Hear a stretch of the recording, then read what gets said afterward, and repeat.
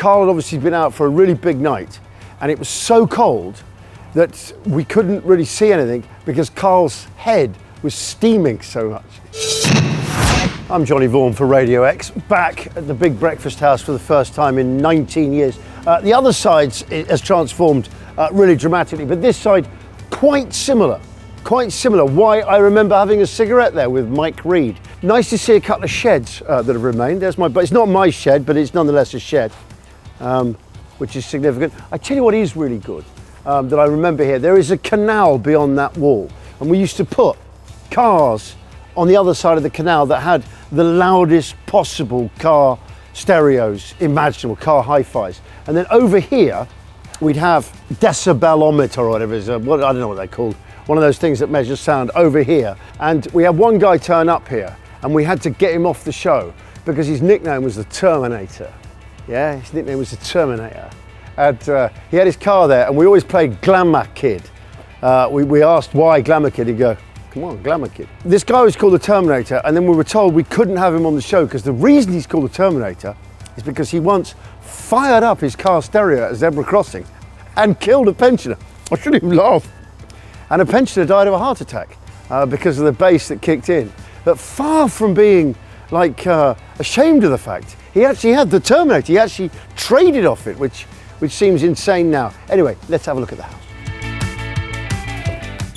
You know, the weird thing is and obviously viewers won't get this, is it does actually, I don't know why, but it actually does smell the same, which is quite extraordinary. So it's changed so much. It's not like the garden, which has got a bit of a whiff of the old about it. This is completely changed. What's your favourite memory from this room? I suppose when David Bowie said that he just wanted to come on the show because he used to get the show sent out to him when he lived in America because he really liked it. And we heard that he wanted to come on our Christmas show, not particularly to be interviewed, but just because he wanted to be part of the crew because they look like they have so much fun. And so during the Christmas show, I was sitting there and suddenly I see holding a sound boom over the crew was David Bowie, and he just wanted to be a sound man for the day and join in and be shouted at like everyone else. It was just absolutely mad. There's loads of other great guests who sort of used to sit in the middle here. Like, you had Tom Hanks, who also then spray painted my jacket and the shed. And we had loads of other great guests here. But Bowie was a real hero, such a hero of mine. I suppose here as well, I once duetted with Kenny Rogers, singing Islands in the Stream. Both of us dressed as Kenny Rogers.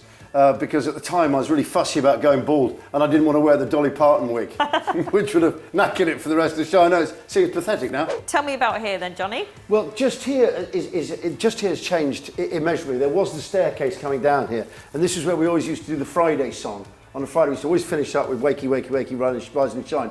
But it's sad because just there was a cupboard that I once locked Curtis Stigers into for shouting out of turn during the show, and everyone forgot he was in there. And he remained in there to the end of the show. It wasn't people packing up. His PR people said, "Where's Curtis?" So he said, "Oh, damn, he's in the cupboard."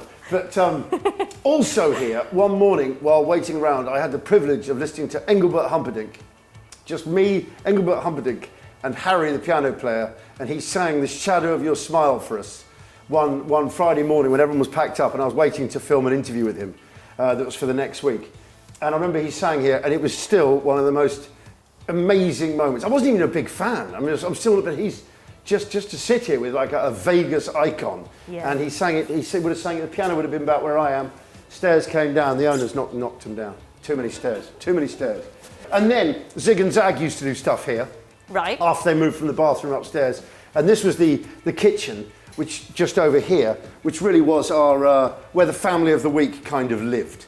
So Denise used to do stuff, or Lisa, or Kelly, or whoever, used to do stuff with, or Gabby when she was here, with the family of the week in the kitchen bit there, and we used to do sort of quite bad food items of things you would never dream of eating. But yeah, so that was that as well, but it was sort of partitioned differently. So this is quite different. Yeah, this is very, very different. This was a room originally when the Big Breakfast started with Chris and Gabby. Paulie Yates was up here, of course.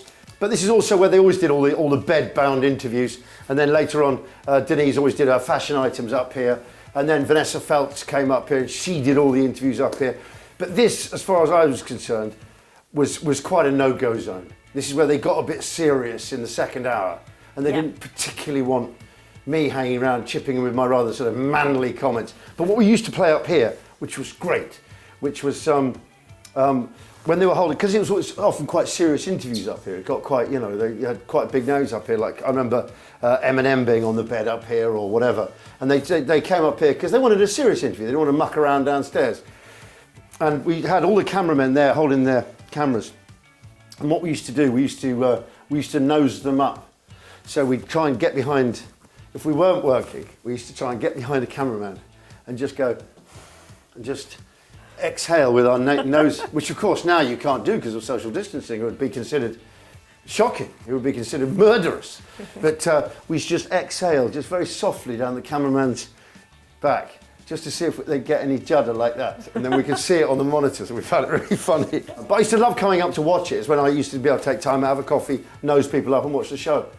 I mean, you've mentioned, obviously, that playful side of it.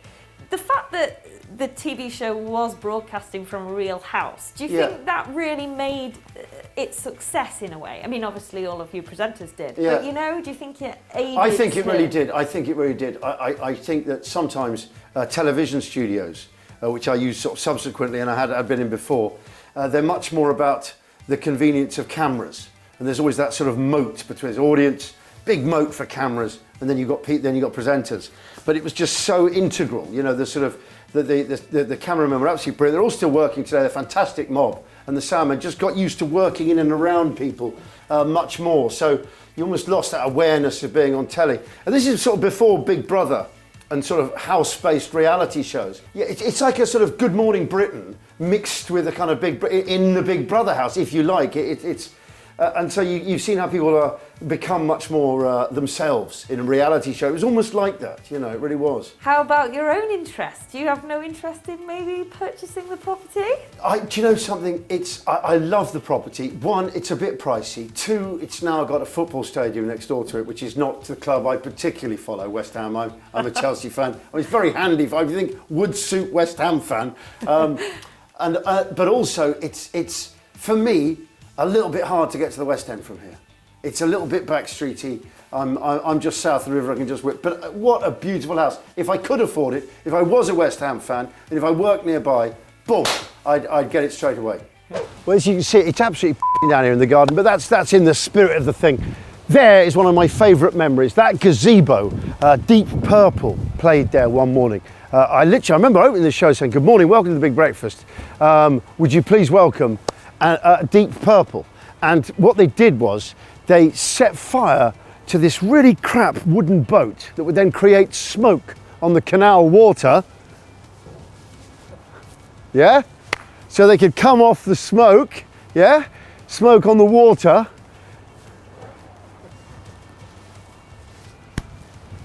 And then Deep Purple were there opening with Smoke on the Water. They built a swimming pool here. We did have a smaller pool, but on an island in the pool, we used to have Carl Cox's rave tent, which one week had to be cancelled because Carl had obviously been out for a really big night, and it was so cold that we couldn't really see anything because Carl's head was steaming so much. And he was just over these turntails like that, with his whole head, just big, powerful, bald head, just giving off all this steam. And it just looked like some crazy special effect, but it wasn't. That was Carl's head. So there we go, 19 years on, I finally returned to the Big Breakfast house. It has changed immeasurably. They've now got a separate house in the end, which is perhaps the bit I used to have the most fun in, because that's where they used to do the live competitions where we got into character and stuff like that, Denise and I and Lisa and Kelly. But I suppose David Bowie being our sound man is one of my favourite memories here. Ray Liotta turning up in his own minicab that he'd evidently taken everywhere around London. So many great memories, but kind of hard to connect it with the house that's here now, because it's just so beautiful and so enclosed. When I was here, you really had the sense of just canal and two cottages. But it's a bit like, being here today reminds me a bit like when I drove past a school I used to go to, and the woodwork and metalwork shops have now been turned into these quite luxurious sort of properties. They've been converted. And I get the same sense that in both this building and that building, places where perhaps we weren't meant to have that much fun, but we really did. So quite an emotional visit in its way. Radio X.